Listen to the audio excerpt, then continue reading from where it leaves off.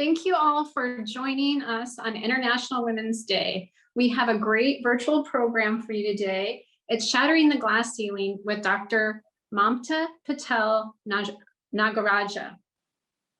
I am Penny Reckmer. I'm the Public Affairs Officer at the U.S. Embassy, and I will be moderating the conversation today and the presentation. And I really wanted to thank all of the students and the teachers who are out there and listening in, and hopefully you'll get a little bit of inspiration. Before we start with the main program, I would like to turn it over to our Chargé d'Affaires, Kristen Kane, who will be providing welcoming remarks. Chargé Kane. Olá, boa tarde, and good afternoon to everybody. Thank you for joining our event for International Women's Day. Very exciting to have you on, and it's a very exciting program. Before getting to talk about the program, I did want to highlight the work of our American Corners throughout Portugal. We have about 6 different American Corner relationships with universities in Portugal, and so excited to have these flagship academic partners with us today. You work with us on programs in fields like S&T, also innovation, but American history, culture, and values. So welcome to our American Corners.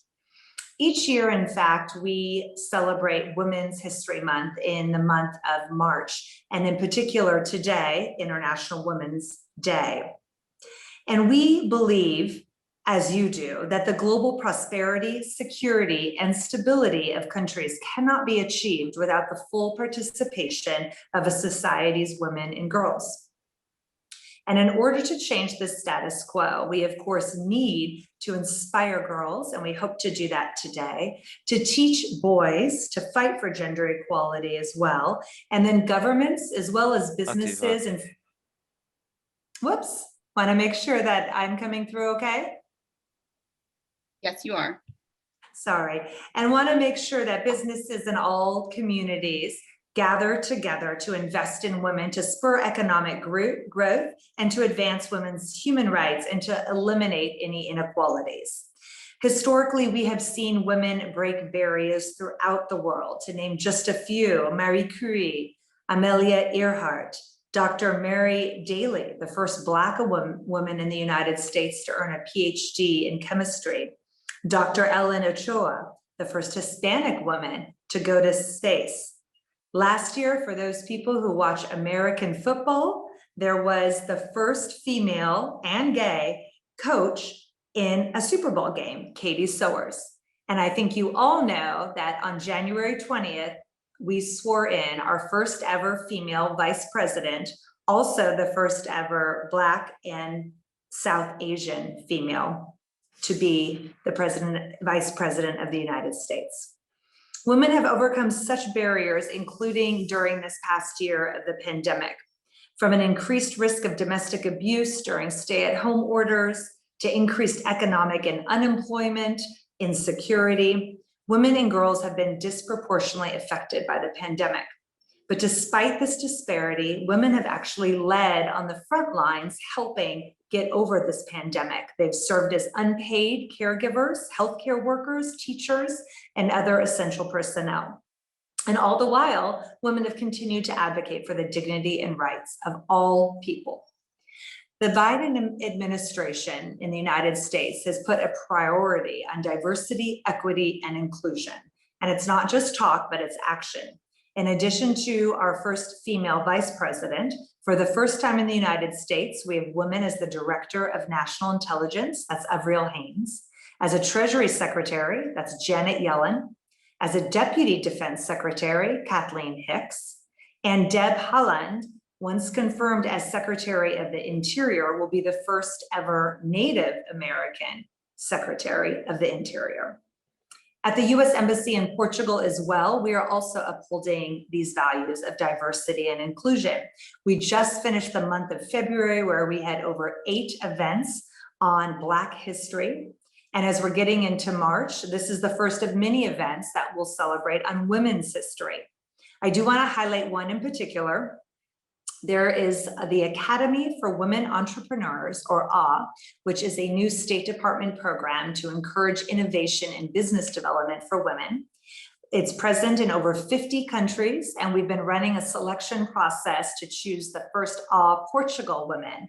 And this is a program that allows the women to explore fundamentals of business, to create business plans and raise capital. And we're so excited to be able to announce the winners of AWE Portugal later this month. Outside of business, of course, there are gender gaps in other fields, including science and technology, engineering and math, or what we all know as STEM. Women's representation in these fields has grown, but it's still way too small. It's about 29%. And we look at women who are part of racial or ethnic minorities, and it's actually much below 29%. So this all brings us today to our program, where we have the pleasure to listen to Dr. Mamta Patel Nagaraja.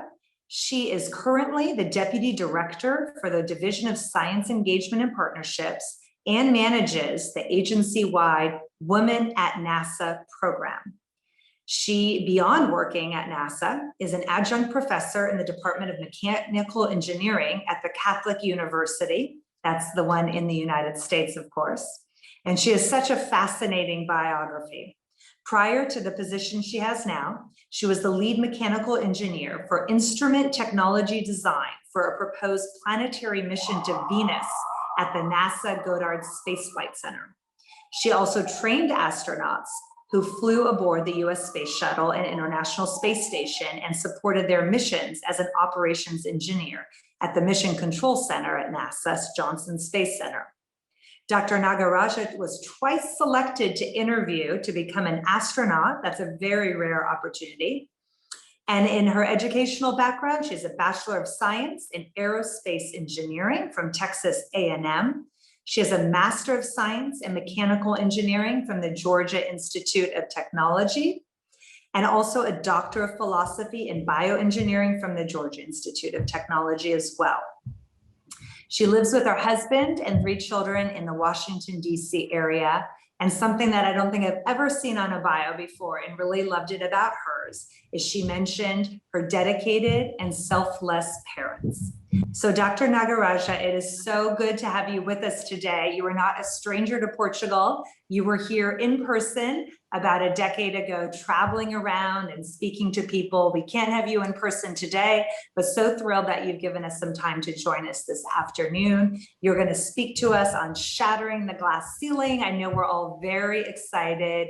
Muito obrigada a todos, and over to you, Dr. Nagaraja. Thank you so much. And likewise, I am just as excited to be able to visit Portugal once more and be able to share my story and what's happened in the last decade since I was there in person. So let me share my screen. Great. So I will begin telling you a little bit about my path and how I got into science and engineering and made it to NASA. Tell you a little bit more about science and how we organize and what we've been able to do to shatter that glass ceiling in science as well.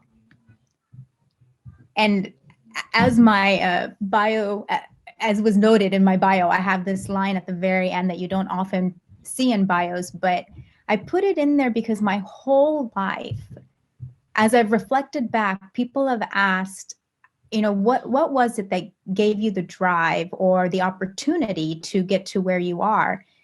And as I've gotten older, I've realized that it's a no-brainer. There are 2 people in the center of this photograph who are the absolute reasons why I've had any of the opportunities that I've had.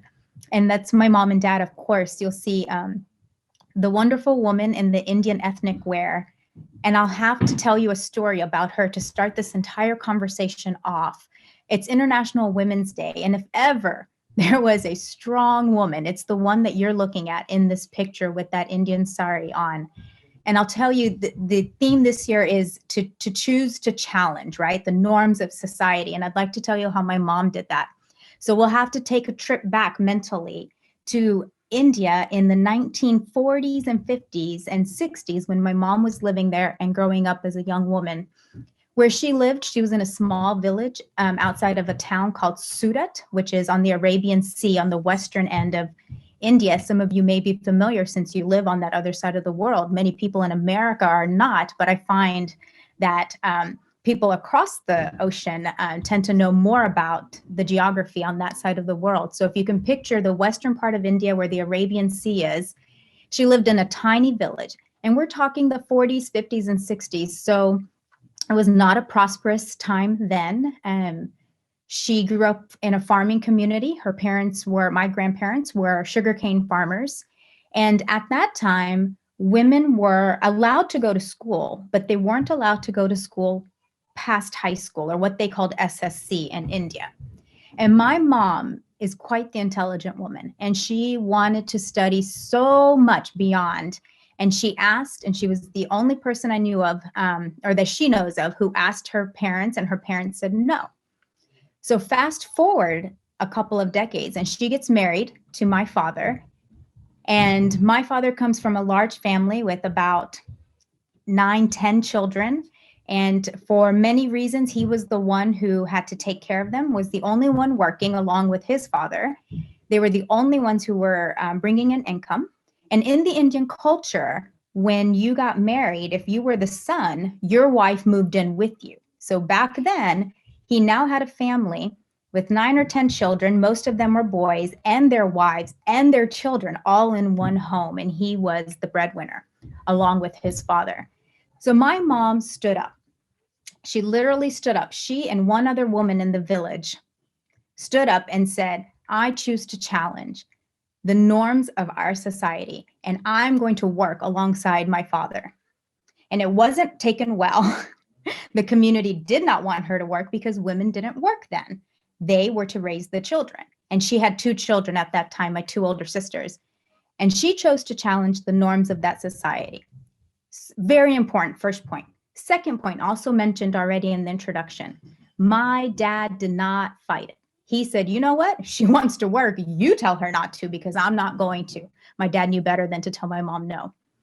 And so I think that set the path to how they raised us, to know that we could do anything that we wanted to do. And even when Indian culture dominated in our upbringing, they pushed those norms aside and said, you will go and do whatever you want to do. And I think that's what started me off on my path. So as I mentioned, my parents emigrated from India and immigrated to the United States, to California, where they were factory line workers in an electronics factory in the suburbs of Los Angeles. And then we moved to Texas, right here in this very small town in the middle of West Texas. There's no interstate that runs through it. So it is truly a small town. And I made my way over to a university near Houston. Many of you may have heard of Texas A&M University. It's a strong engineering school.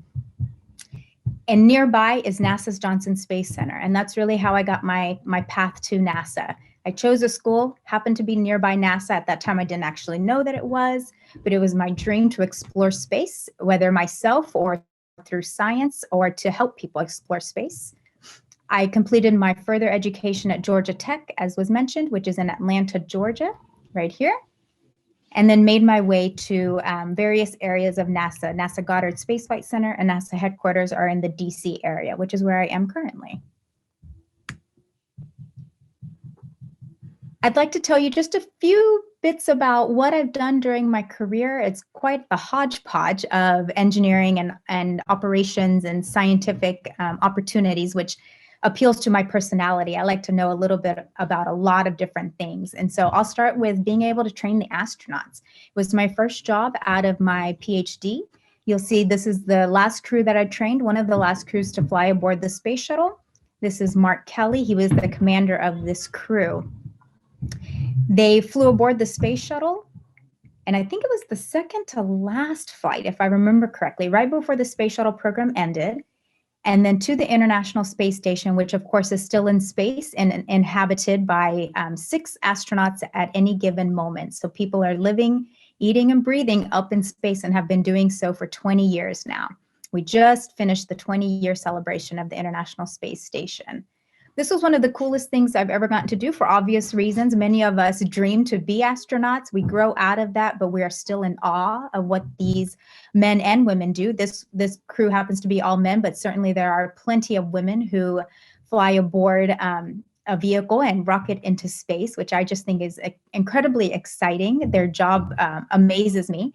My job here for training astronauts was to become an expert in one particular system. For me, it was the communication system. So how astronauts speak to each other and how they speak to Earth. So how we in mission control speak to them and how they speak back to us and we're able to hear them correctly. So that's the communication system on the ISS, or the International Space Station. I became an expert in it, and then it was my job to teach them just what they needed to know so they could live and operate safely in space.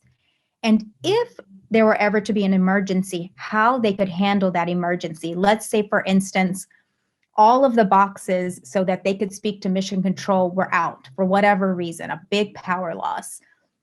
And then what were the ways that they could manage to get one of the boxes back up, or to be able to find an alternative way of speaking to us? So that's the job of an astronaut trainer.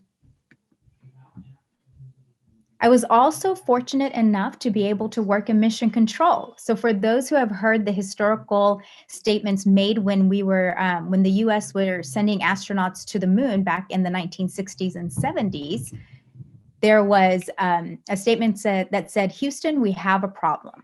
Well, that Houston that they were talking to is right here, mission control. And it were all the great men and women who man all of these computers and look for data to make sure that everything is healthy on board. You'll see some of my colleagues doing the same as well. And of course, there are people operating in these mission control rooms 24/7 right now, since we do have astronauts aboard. And so the role of this person is to really be an operations engineer. So when you engineer something, and I know the great people in Portugal know this because the emphasis you put in science, technology, engineering, and math, but just in case, I'll explain a little bit. When you engineer something, you design it to work a certain way. That's the engineer's job. And I'll liken it to a pilot. So there's an engineer at Airbus, for example, who designs an airplane to work a certain way. And then there's the pilot who actually operates that airplane. And sometimes the way it was engineered is just not the way that it flies. And that pilot is the operator, or the operations engineer. And so that's the most similar job I can think of as to somebody who does this position. They are the people who are operating the boxes up in space. And so they understand how these systems actually work day to day.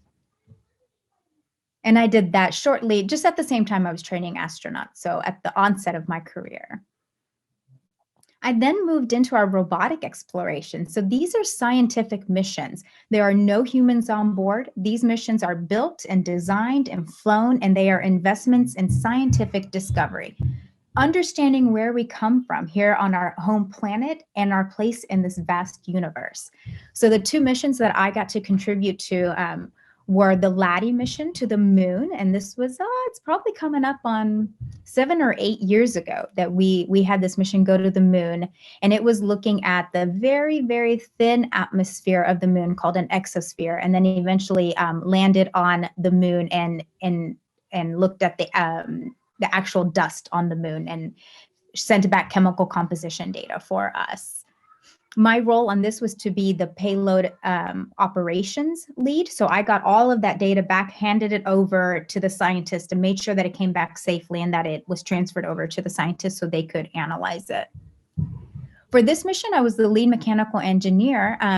It never actually flew. We proposed it and we weren't selected, but the entire process was fascinating. I was in charge of engineering a mass spectrometer, so an instrument, a scientific instrument that could go to Venus and actually measure and give us the composition of the Venetian atmosphere. So we know it's a very thick and caustic atmosphere full of sulfur dioxide. And this particular instrument would be in a spacecraft, much like this one, orbiting around Venus and then sampling the Venetian atmosphere. That's what it was designed to do.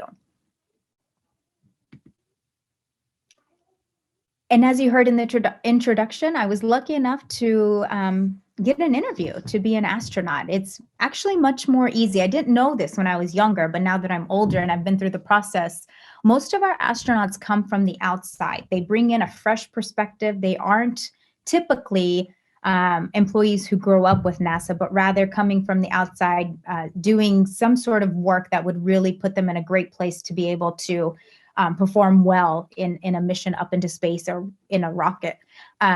But I was one of the ones lucky enough to be interviewed from within NASA. I didn't get it. I interviewed twice and I wasn't selected. So it is both one of my sources of pride, of an accomplishment, and also one of my lows, right? Because I failed at that and I had to figure out how to pick myself back up and move on and find new dreams. I think I'll always dream to be one, but I'm well enough aware to know that getting older, astronauts need to be in a kind of the prime age. Can't be too young, you can't be too old, so you can actually operate and be well and be super healthy when you are in space. But I think I'll always dream to be there. So you see just some of the opportunities I got working with some of the hardware in a simulator for the shuttle, and then having my bones tested, because we know astronauts lose bone, so they actually look to see what your bone mass is before you go up in space. And I think there's, whenever I look back and I think, how did I get here? I think in addition to my family, we all have role models, people we look up to. Here's one of my particular sheroes, and I think it's just fitting that we talk about her today on International Women's Day. This is Megan MacArthur Bacon, who will be actually going up on the next human space flight, which is in November. So if you plan to watch the rockets launch into space with our astronauts on board, Megan will be on there. And then my supervisor, Kristen, here, and we're at a White House event during the Obama administration. And she's given me so many opportunities and been one of my biggest champions. I think it's important that we all have and find champions that can help us through our careers.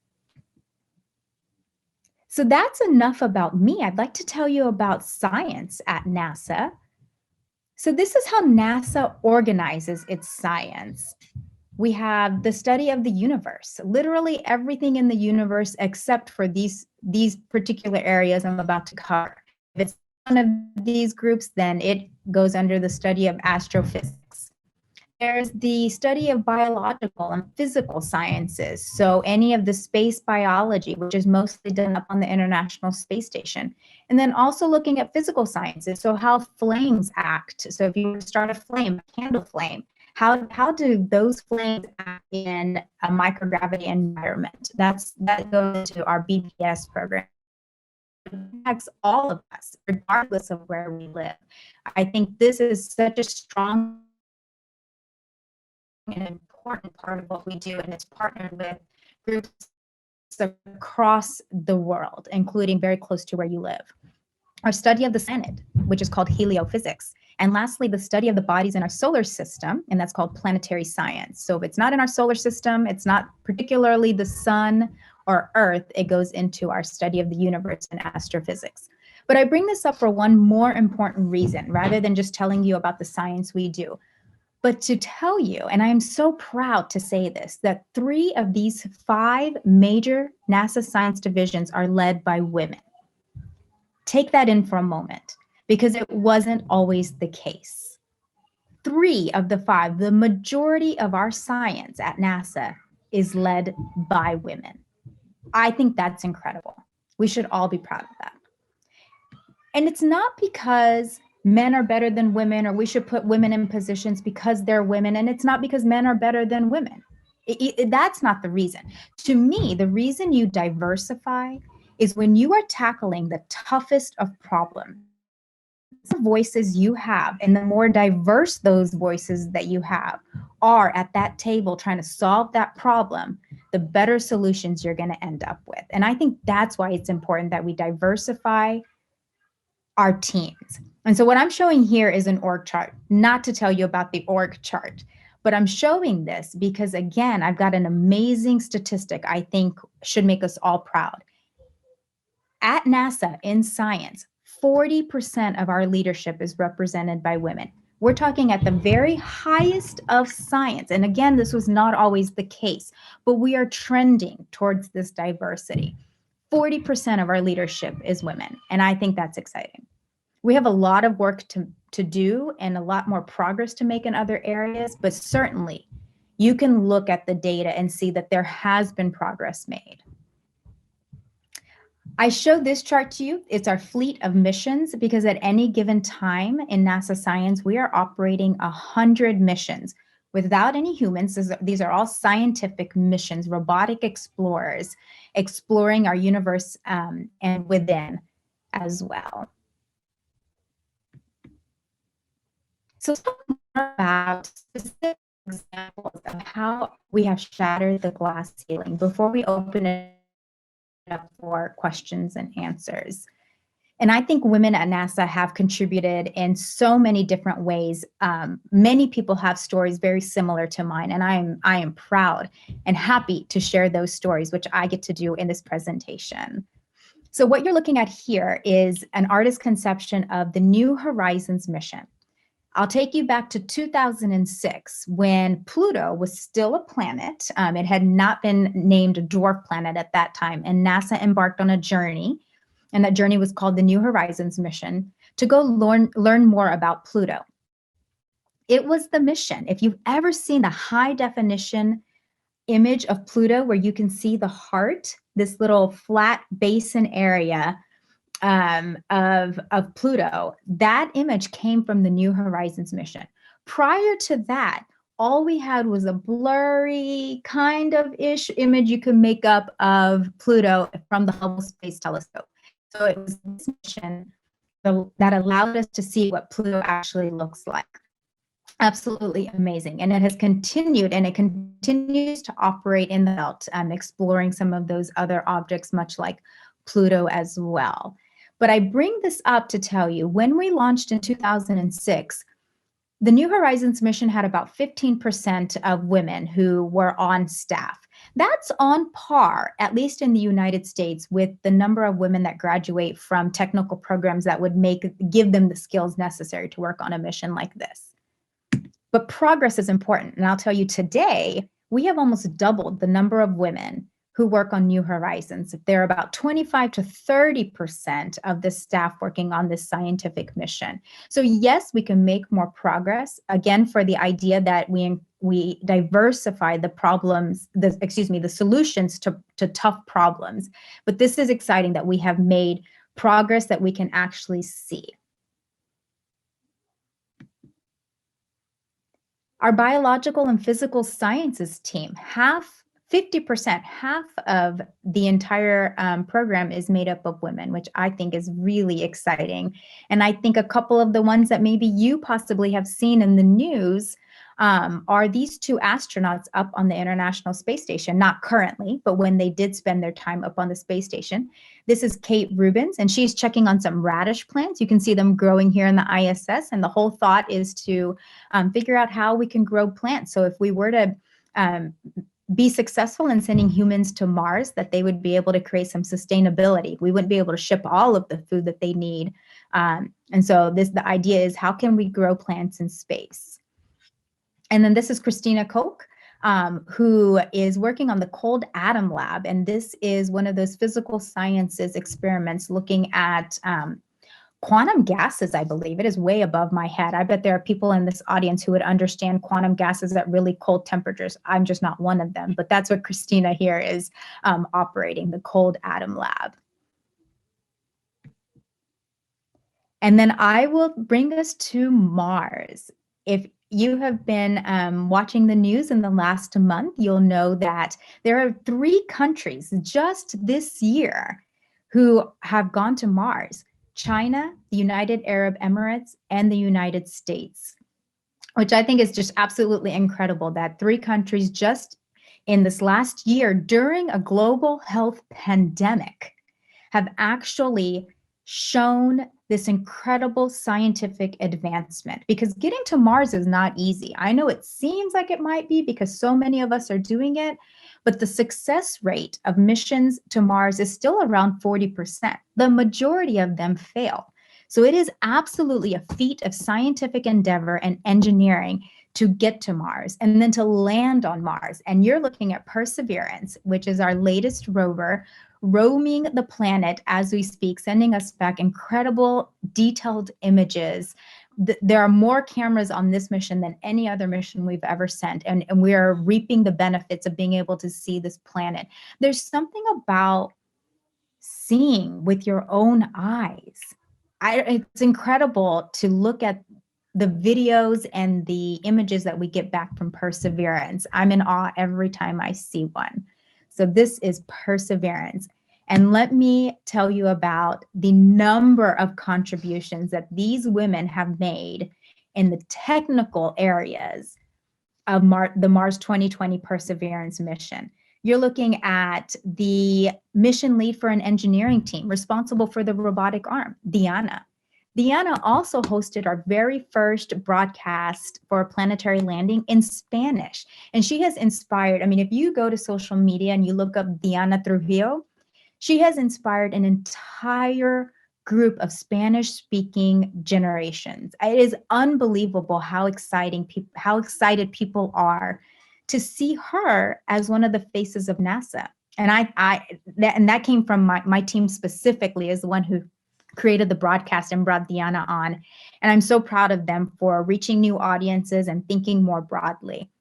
You have Mu here, Mugega Strickler. She is the planetary protection lead for Perseverance. That means she is the scientist who is in charge of making sure that we don't send Earth germs to Mars through Perseverance. It is her job to make sure that that rover is as clean as possible when it got packed up and put on the launch vehicle. I think that's just absolutely incredible. If you are one of the ones who watched us land, you may recognize this face. This is Swati, and you can see she has her beautiful bindi on her forehead, coming from her heritage is from India, just as mine. And she was the one who announced touchdown confirmed. Absolutely inspired 1 billion people on the same planet that you are. I just did a talk to India yesterday, and they were over the moon just being able to even hear about Swati. So there are, just a number of contributions, engineers, operations, technical, who contributed to the Mars 2020 mission and continue to contribute as Perseverance roams and looks for signs of past life. And then I'll end with this note that we are going to continue exploring. And you are looking at a grid of female astronauts. And can you believe that one of these astronauts will be the very first woman to go step on the moon? And it just seems about time that we make this kind of progress. So one of these women will be back on the moon. And I think that's incredible as part of our Artemis program. So I'll end on a graphic made by somebody on my team, our art director, Jenny Martyr. She calls this Woman on the Moon. And I think it just emphasizes and idealizes that we can explore together. We can reach new heights. We can push the boundaries. I hope you enjoyed. I'm happy to answer any questions that you might have. I will stop sharing my screen and hand over to the rest of the program. I know that you probably get some of the same ones over and over, and I can't wait to get to those because they're super fun as well. And then we'll talk a little bit more about women in STEM in general. So our first question, it came from Facebook. And so this person would like to know, I mean, we heard about your mom and how, what a great influence that she was on your life, but how did you get into engineering, since there are so many, culturally we as women are geared away from that? Were there any toys or influences? What really got you into engineering? That's a really good question. So I remember being young, and I had 2 sisters who are older than I am. I have 2 sisters who are older than I am. And I would ask so many questions, which as an adult, I also ask so many questions. But one of those sisters saw it as a sign of curiosity.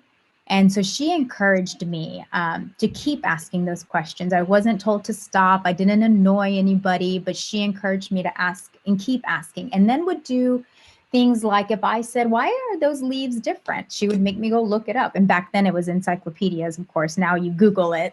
But she would make me go and look it up. And so she just really kind of fed me the steps it took to be a scientist. And then I think with my dad and my mom, we ran a motel, which was a family business. And when I say we ran the motel, I do mean we ran every aspect of the motel. So if a toilet broke, we fixed it. If the sewer line had a leak, we fixed it. And I happened to be, my brother and I were the two kids who were most interested in just getting our hands on the tools and figuring out how to solve even the nastiest of problems. And so I think that was one of the things that I was encouraged to do. And my mom and dad would, we weren't ever an inconvenience to them, which as a parent, I now think back, and when I get frustrated with my kids, I think, no, when I was little, I was never an inconvenience. I was allowed to just play with my dad's tools and try to give him what I thought he needed next. And then there were things that teachers did for me as well. And I grew up in a small town and I didn't know what engineering was. Nobody ever told me what it was. So I think one of the other critical components is just being able to have people like teachers who see your talents and say, have you ever considered, let me tell you what this is. And then you go decide if it's something that fits with you. But I think a lot of hands-on stuff and then a mix of mentors and teachers. So the next question is somewhat related. So the next question is about pop culture. And so we have a lot of males in our pop culture, male scientists everywhere. Did you identify with any of the male scientists, or was there a female scientist that you really looked up to as you were, finally figuring out, hey, I maybe want to go in this direction? Yeah, that's a good question, because as I've reflected and as I've gotten into an area at NASA where my job is to help engage and share the science broadly, I've thought about, what is it that young girls actually see? If I'm being honest, I look back and I don't know that I ever noticed consciously noticed the gender of the person in front of me. Subconsciously, which I think is where the problem is in general, it's very possible that I did. The one that comes to mind is Sally Ride, which is probably not a surprise given where I ended up. But I do recall, and I don't know if it's because my older sister noticed, and she was, let's see, when Dr. Ride went up into space, I was probably something like 5 or 6, which means she was like 10 or 11. I think she was at a more impressionable age, getting right to that middle school time frame. But she noticed that Sally Ride was a woman and the first time that a woman was allowed into space. And I think that's why I noticed. But if I look back at her, and I'm just old enough to be able to remember that she actually did recall that was the first time that she had a chance to go into space, that somebody like her was launching up. So I do think it has an impact. I personally don't recall it being a conscious thing, but I do recall my older sister having that reaction. So there's also, okay, I have to ask this one. So this one, my daughter wants to work, she's not sure if she wants to be an astronaut or an engineer. And so she asked me, what is the favorite part of your job? What do you like to do the most? Yes. Okay, let me think. Well, the favorite part of my job is probably people, the people around me specifically. One thing about NASA is I can't think of a single person who doesn't believe in the mission who works at NASA. And we're a large agency, not including our contractors. If you go just the government civil servants, the people who work directly for the government, you're talking about 17,000 people. And the vast majority just have a passion for space. So you share that link right there. And I think that's probably one of my favorite things, is being able to go to work and see them. Also, the thing in the current global health pandemic that we all miss, right? Being able to be in the office and build off of the energy of having teams in person. I think some of the other things I enjoyed, especially when I was training astronauts, was being able to do something hands-on, being able to actually get my hands on hoses and put them together and teach somebody how to do that. That was exciting. I think the more boring parts of our jobs are the things that we have to do, like meetings. I mean, we don't have a choice. We have to do those. That's how we keep making progress. But those are not as exciting as being able to work with the people. So there are two follow-up questions that that touch on what you just mentioned, both from social media as well. The first one was, how did you know when you wanted to work for NASA? Did you know when you started engineering that that's what you were shooting for, or had you started your program and then ended up there? Yeah, I knew I always wanted to explore space, but I didn't know what NASA was for the vast majority of my childhood. A teacher mentioned it in high school. And remember, again, I grew up in a small town that was kind of isolated. And that, I think some people are in that same situation, and many are in urban areas where it's more well known. But I still didn't know it, and I didn't know how to get there either. So it was definitely after I started my engineering program. And for me, it's a little random. One of my best friends from school ended up at the same university as me, majoring in engineering. And he's the one who said, he told me, and I still, to this day, we keep in touch, and I've credited him with part of my path going the way I wanted it to go. I remember he told me in the dorm rooms, we were young, 18 years old, had just started school, and he said, Mamta, if you really want to work for NASA, you know that you should probably be a student intern with them, because that's where they get the majority of their employees, which at the time was very accurate. Not as accurate today, but back in the 90s, he was right. And it was because of him that it was an offhand comment on a Friday night in the dorm rooms. I mean, that's what it was that planted the seed for me that said, I better go find out if this is true. It was true, and I ended up going through the student program route. Yeah, a lot of times it is. It's just those happenstance conversations or those people that you run into that introduce you to a whole new world. One of the other questions related to what you had mentioned was, how did you actually get into the training of the astronauts themselves? One of our readers and listeners wants to know.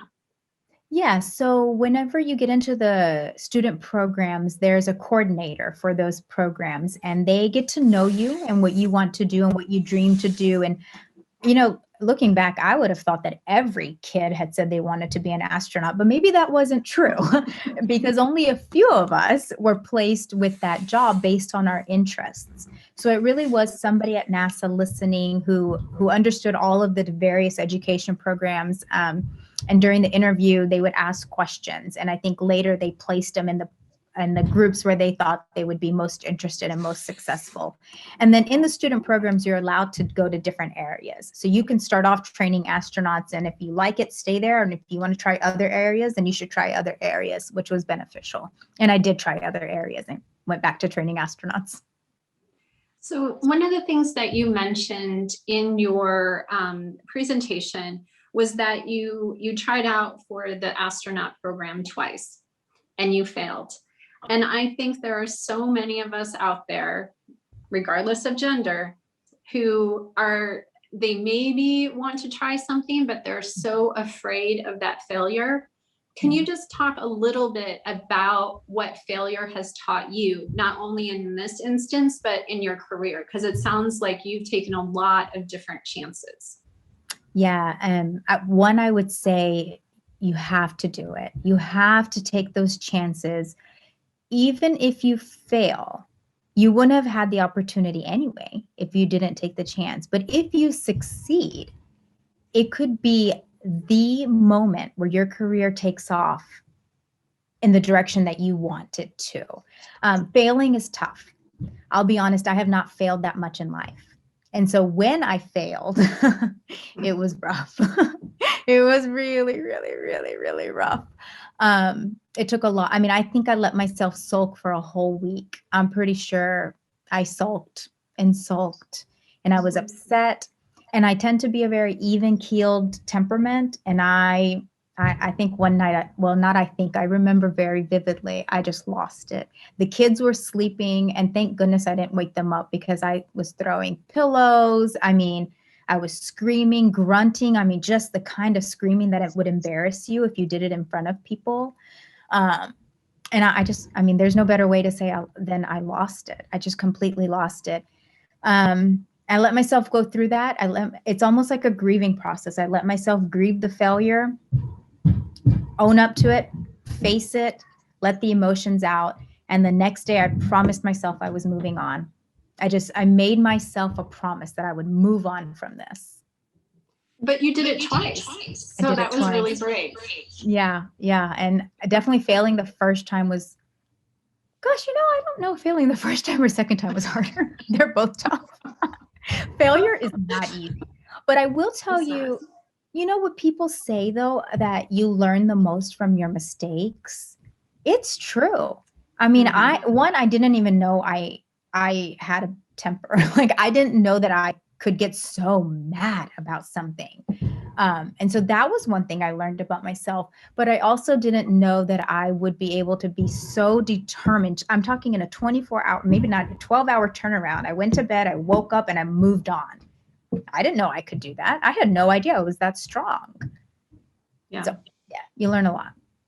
No, that's great. No, and it's so true that you don't know what you're made of until you fail. And so you mentioned your kids. Do you think any of your kids will follow in the same path as their mom?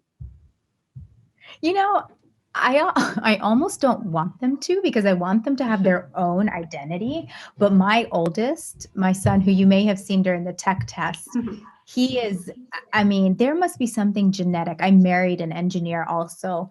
I feel he came out of the womb building things. He's just built for it. And we don't encourage one way or the other. We expose them to arts and sciences and reading and everything, that a parent wants to expose their children to all of the opportunities. And I certainly do that, from piano to painting to building things.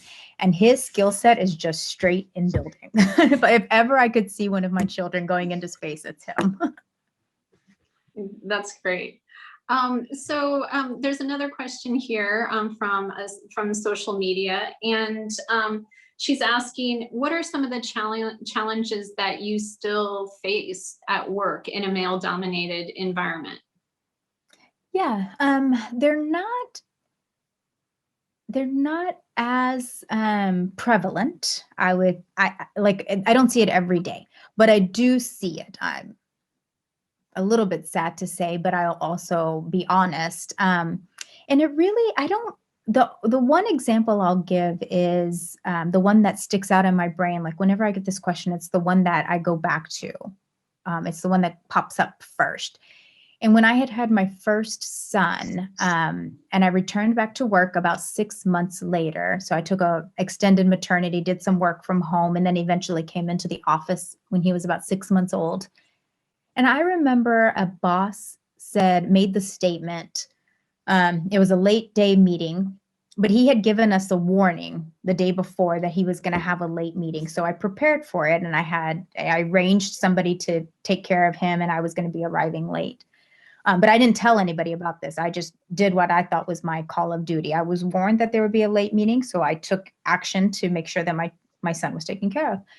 But he made this comment that something along the lines of, well, we know some people are going to want to rush out of the office, and I almost let it go. I almost let it go because I tend to be the kind of person who lets things go, but I must have felt bold that day. And I said, well, actually, I know you're talking about me because I'm the only one in the room who has a kid, first of all. And second, you warned us yesterday that we would have a late meeting, so I'm good to go. Let's go. Let's start the meeting. And everyone was like, okay, let's start the meeting. But I was surprised. I was taken aback that a comment would be made like that by a senior leader in a meeting. And so I guess that's just an example of the things that women still face, young moms still face, or moms with young children. I'm not a young mom, but I have young children. I think, those are there, but they're not the majority. The majority of the comments are usually no comments, which is the best because it shouldn't even come up in the workplace, or the understanding that everybody needs workplace flexibility. And it's not just for those who have children, but some of us have old parents that we're taking care of, elderly parents we're taking care of, or other reasons why we might need the flexibility. So usually I'd say the majority of the experiences I have are on the positive end. So we'll just do one more question related to what you just said. And how do you balance your family and your work life? Oh my goodness, so much flexibility in my work days, how I have to balance it. Sometimes it can feel like I'm working all of the time, but if I look at it, especially in the pandemic has completely revamped how we work.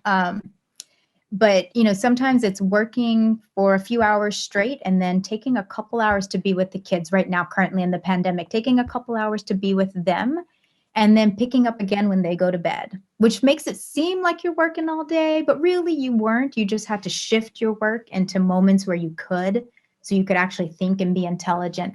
But also because I think the mental health of our children is so important. And if they are just sitting there walking around aimlessly bored and mom is staring at a computer or yapping away on the headset the whole time, and I can say from experience over the last year, I have seen the outcomes when that happens. And we've had to reverse, start over, dig really deep as a parent and say, this is not okay. We cannot operate like this until the pandemic is over, because I don't know when the pandemic will be over. And so it's been a lot of, at first we tried to just go through it and just keep chugging along. And then it was a lot of reverse. This isn't working. You got to start over. But yeah, I think it's just taking as much flexibility. I always tell young people, don't be afraid to ask. The worst your boss can say is no. If you need to leave early, ask. Understand your flexibilities. Ask those questions before you take a job on. And I think so many employers across the world understand that flexibility is important to the next generation.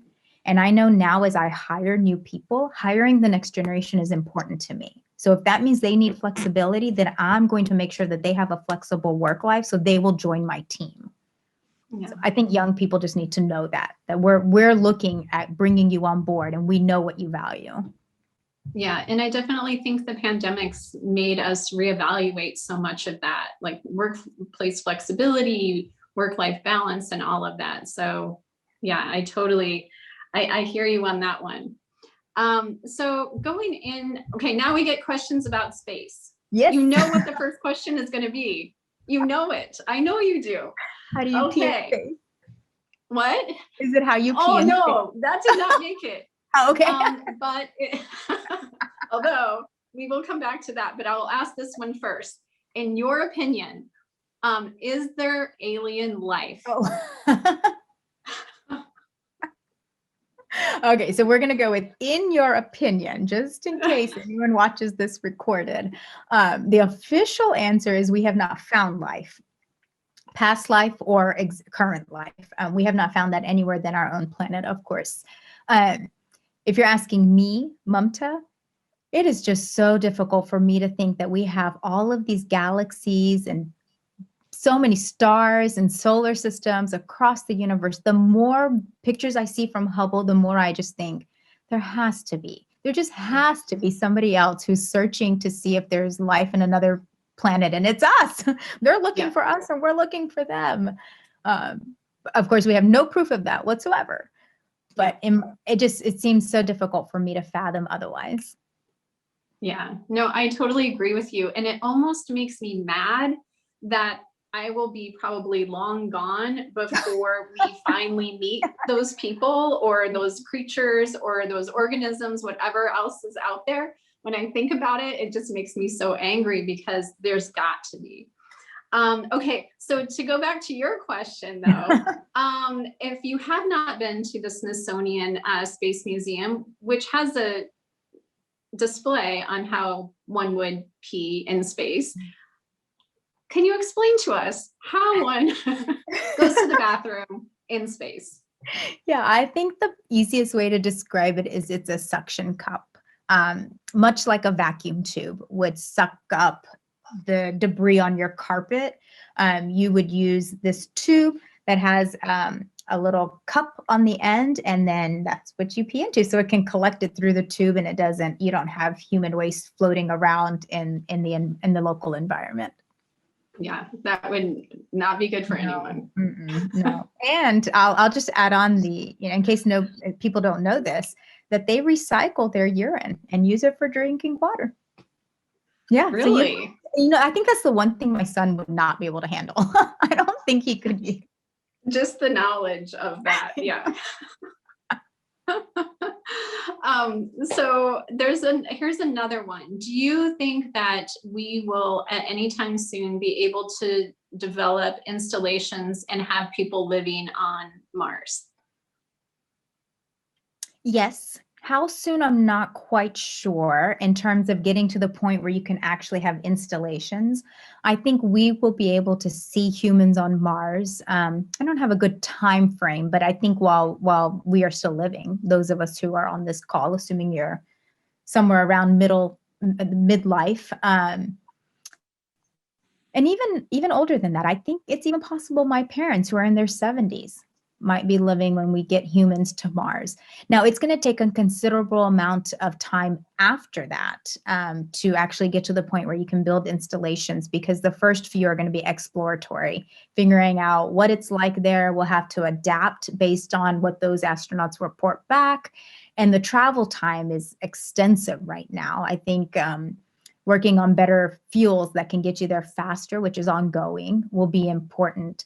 But also just its planetary alignment, the way the planets line up, and what's the ideal timeframes where you can launch and come back. It's not like if you miss the launch, you can just go. It's a 2-year wait for Mars and Earth.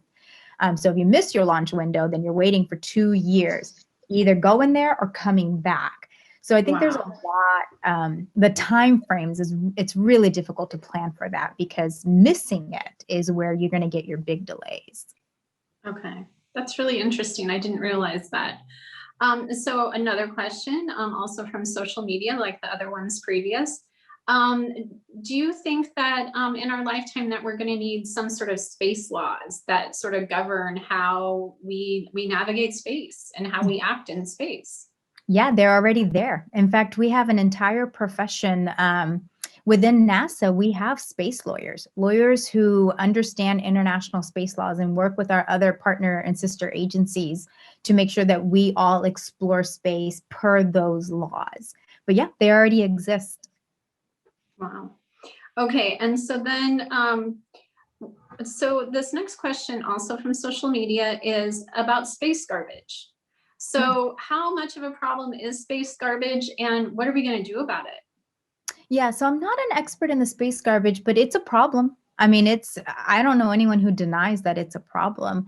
It's not a problem that only we contribute to, but other groups who fly into space are also contributing to the problem. And there are teams who are dedicating their careers to figuring out a good strategy to deal with those problems, the actual garbage, and figuring out what to do with it, how to decommission satellites so that they either come back or they're actually put into an appropriate place so they don't bombard the ones that are there still operating or get in the way in some form or fashion, or, for example, come in the same path as the International Space Station where you have humans on board.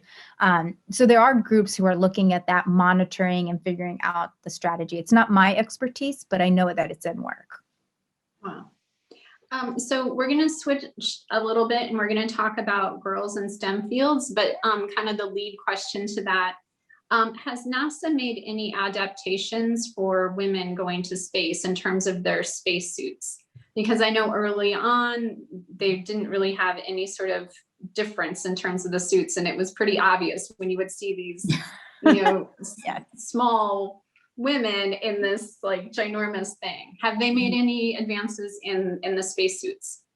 Yeah, so the NASA ones are still the same ones that you're thinking of, but there's advanced suit engineers, and they are making those types of accommodations based off of the person, the sizes. The old ones have some where it comes in small, medium, large, but even then it's very limited in what you can do to adapt it to a person's size. And so often one of the criteria to becoming an astronaut is one that you can do nothing about, and it's whether or not you would just simply fit. Are you too short? Are you too tall? And if you are, then you're out of the pool automatically. Something has nothing to do with your other successes or other skill sets. But can you physically fit in a spaceship? Otherwise, you're out. But the advanced spacesuit engineers are working on being able to build sleeker spacesuits, so they're not nearly as bulky. You don't feel like a marshmallow when you're out in space, and ones that are easier to move around in. Because one of the older one of the things about the older spacesuits is they would often get, as they moved around during their EVAs and training under the big pool, which is where they Mhm. train, they would often end up with injuries from moving around in it. So those are some adaptations they're going to have to make, and that they are making in the advanced spacesuits. Okay.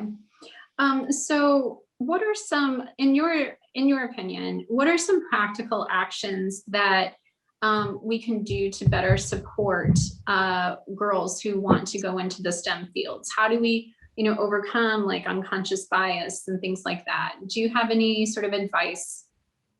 Yeah, and I've thought about this so much. I mean, I think some of the things that we can all do is go out and talk to young girls. I think them being able to see role models is the easiest way the masses can help. And not just from NASA, but from any of our careers, universities, professors, students in those labs who have chosen a track in the technical areas. Our private companies. I mean, we could just make a massive effort if we all joined forces. And I don't know that you have to necessarily target just young girls, but being able to speak to all of the kids, the next generation. But then also, there are things you can do when you're speaking. Like, I remember some research somebody presented to me from the Girl Scouts of the USA that said in their studies of thousands of young girls, middle school age, they found that if the speaker waited 3 to 5 extra seconds before they picked on somebody, more female hands went up in the air. But that the boys just tended to, not that it was wrong, but they tended to raise their hands immediately, ready to ask that question. And it took the girls in the room just slightly longer to gain that confidence or to realize they knew the answer, whatever the reason might be, to raise their hand. And so that's something I practice. I will wait a few seconds before I select somebody to speak. And I am very conscious of making sure I pick both boys and girls, as diverse of a group that I can when I'm speaking to a group of young students. But I think it's little things like that. What it requires is for somebody to have done the research. But once that research has been done and presented, for people like us who are actually going to go out and speak, to read that research and then try to implement that research, I think that's going to be really important. But I think role models it's just everything. You asked a question earlier about what I remembered from when I was little. So sure, when I was 5 or 6, it didn't matter. But I think when you're 10, 11, 12, it matters. Yeah, definitely.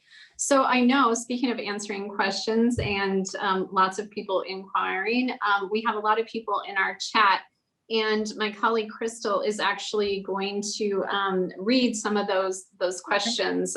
We only have we have about, oh wow, only about 7 minutes left or so. But Crystal, can you read us some of the great questions that we're getting from our audience out there? Absolutely. Thank you so much, Dr. Nagaraja. First question, what is it like to have everyone's dream job? I don't know if it's everybody's dream job, but wow. It is exciting for sure. I think there are days where we all get into the humdrum of our normal days, and we get into our meetings, and there might be some complaining, might be some frustrations. And then I'll go and do a talk like this, or I'll go and speak to my nephew's classroom, and I'm reminded how exciting the work is that we do, the science, the engineering, putting people into space and bringing them back safely, getting scientific data back, knowing more about where we are in this universe and more about our home planet and how we can hand over the very best planet we can to the next generation. And as a parent, I've taken a new interest in that, of course, a new, stronger interest, I should say, in our earth science program as well. So I definitely say, whenever I get an opportunity to talk to somebody outside of NASA, I am rejuvenated to remember that the other minutiae is worth it for the greater good. Great. And next question, what did you learn about yourself through studying engineering? That's a good question. That's a really good question. Well, I definitely learned what areas, particularly areas of engineering I was better at. I'm better at the hands-on than I am at theory. For example, those in the audience who are students studying engineering. And I think that's okay. It's okay for you to know. In fact, it's what you want. You want to know what you're good at and what you're not as good at, but none of that keeps you from having a career in engineering, because when you start your job, you won't be doing everything. In school, your job is to learn everything. But then when you actually go and have a job, your entire project will be one aspect of that. So I think it's good for you just to know what you're good at and what you're not good at. But I think studying engineering also showed me that I had picked the right area. I was good at it. It came somewhat easily. Most of it, not all of it, by the way. Also okay for the kids, the students in the audience, to not be good at everything in terms of the actual classes. If you don't make the best of grades in everything, that's okay also. Oh, fantastic. What was the single thing that surprised you most about working at NASA? Ooh, let's see. The single thing that surprised me the most. How many people it actually takes to fly a single mission. And then not only to fly it successfully, but then to talk about it, to communicate it so that people know what you're doing, and to do it strategically and smartly. So you are using the resources that are in front of you and you're not duplicating work. I don't think I had any idea the amount of resources it takes, not just in money, but in people, to successfully manage a single mission. Absolutely. That's so fascinating. You've talked a lot about role models. Who is the person who inspires you most? I would definitely point to my mom and my second oldest sister, who was the one I referenced earlier that poked and prodded my curiosity, and didn't tell me that I was asking too many questions or try to silence me because I was being annoying, because I'm sure I was being annoying as a little kid. But she encouraged that, and her name's Duxa, my second oldest sister. Well, that's fantastic. Family is so important. Speaking of missions, how long does it take to prepare for a mission? It depends on the mission. So if it's one with humans on board, so one of our human exploration missions, the space shuttle program used to take about a year. And I think that's still about on par with if you're flying on a commercial rocket right now. It's SpaceX that's launching humans to the International Space Station. It's probably about a year. I'm not precisely sure if they kept it to about a year. But the International Space Station can be anywhere up to 3 years, depending on how often you've been up there. So if it's your first time going up to the space station, it could take almost 3 years to go through that training. Wow, that's a lot of preparation. We did have a few questions about black holes. So wanted to know, someone asked, does time go by more slowly if you're closer to a black hole? Oh my goodness. So we know, well, it's all theory. Remember, my weakness is in theory, it's not my strongest suit. But we know that mass warps space. So it's all general relativity. And that's, when all of that mass shrinks down into a single point, that's what the black hole is. Whether or not it affects time, my guess is yes, but I don't actually know. No, great questions. A question on career advice. So if you're trying to give advice to someone who's interested in joining NASA or being a part of a space agency, what advice would you give them? I would say if you are still a student, then look into student programs. Almost all of the space agencies that I've seen have opportunities for their students. I know in the US, we place a particular importance on our student programs because it is how we can look at the pipeline and be able to draw from that pipeline and be able to train them early as well. So if you're a student, definitely look at those with the European Space Agency programs as well, for particularly the students in Portugal. If you are out of school and you missed your opportunity there to join the student programs, there are postgraduate programs as well. So I would definitely still look at that. And then, of course, it's applied to every opening that you see. I mean, and when you apply, it's not just upload your resume. Tailor your resume and your application to what they're looking for so that you still honestly represent your background, but you focus the part of your background that makes you qualified for that particular job. So take some time. Don't just do a quick upload, but take some time to actually look at it and figure out what of your background they should focus on and put that up to the top, because you don't want to risk that the people, I mean, remember when people are hiring, and as somebody who's just done this, you are looking at hundreds of resumes, sometimes hundreds of them. And at some point, it is just normal human behavior to start glossing over content in a resume. So make sure you push towards the top, the parts that you want them to see that make you qualified for that job. Great, such great advice. Okay, so we know you've been having a lot of fun at NASA. Can you tell us about the project that was the most fun for you to work on? Ooh, the most fun project, probably the mass spectrometer. Even though I loved working and training astronauts and working in mission control, that's just a whole different kind of fun. But I think the most challenging and fun project that I have from start to finish was designing the mass spectrometer that could have, it didn't end up going, but that could have gone to Venus and measured the composition of the Venetian atmosphere. Wow, that's fantastic. And I need to learn a little bit more about all of that after this. And the last question that we have from the audience is, where do you see, what excites you about your career field in the next 5 to 10 years in terms of space exploration, working at NASA, women in science? What really excites you looking forward? Yeah, so I think some of the most exciting things going forward is to see what happens with our next space telescope. The James Webb Space Telescope will be launching later this year from French Guiana.